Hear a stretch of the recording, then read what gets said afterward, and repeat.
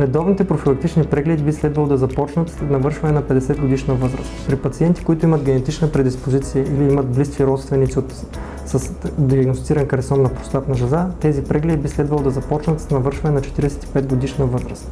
В тях са включени скрининговото изследване на свободен и тотален PSA, диагностичния ултразвук, дигиталното ректалното ширене и при нужда допълнителни диагностични методи за оценка на състоянието на простатата.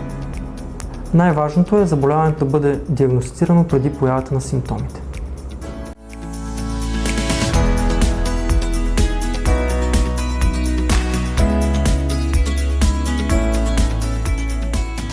Да, в голяма част от случаите карцином на простатата е напълно лечим, особено диагностициран на време, преди появата на по-сериозни симптоми.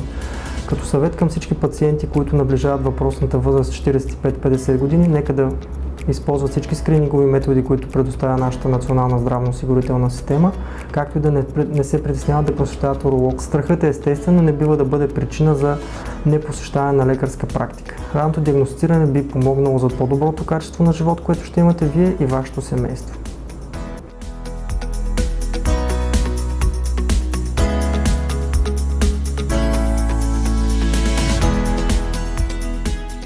Днес разполагаме с съвременни методи на диагностика и лечение, които позволяват качествен контрол на заболяването и прецизната му диагностика.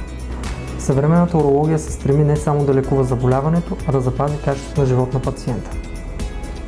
Нека не забравяме, че всеки случай е различен, но резултатите днес са изключително обнадеждаващи.